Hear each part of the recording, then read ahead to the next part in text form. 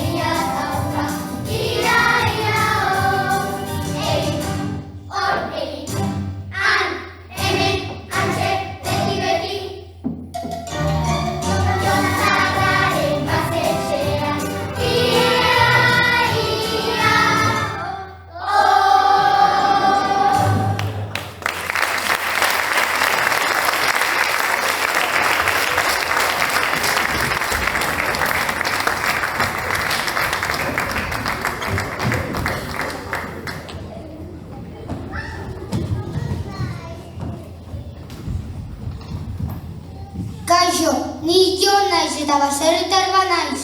Kaixo, ni Peru naiz eta basetxe oso poli batean bizi naiz. Gure baserria so bat bezala da. Baina gauza bakarra da gure behiak ez dutela egiten mu.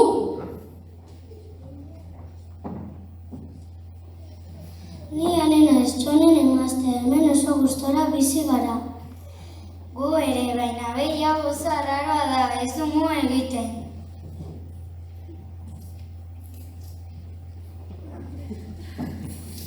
Zer egingo dugu? Ez dut idea. Goazen galdetzera gure txerrieri, jakingo dute zer egin.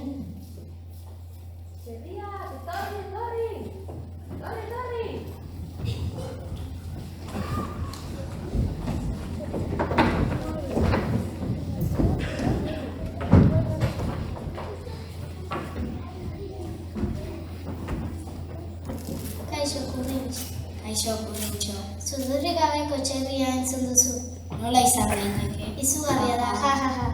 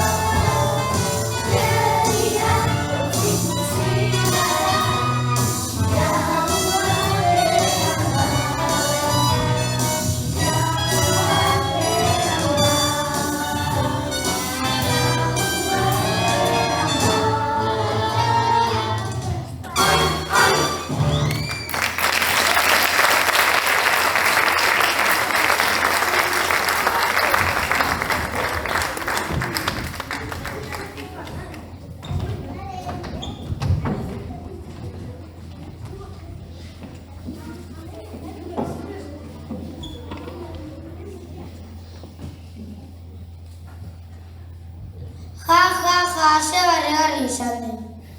Bai, baina txantxa dagoen guztian ondoren ere ez du mu egiten. Goazen oihukatzera, larrean aurkituko ditugu. Non daude gure txerria?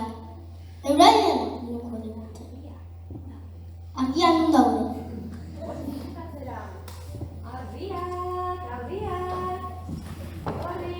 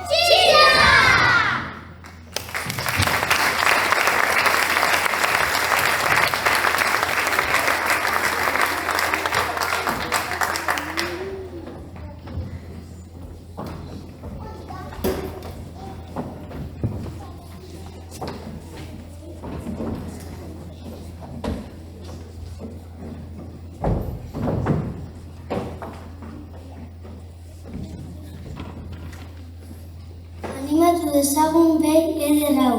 1, 2 eta 3.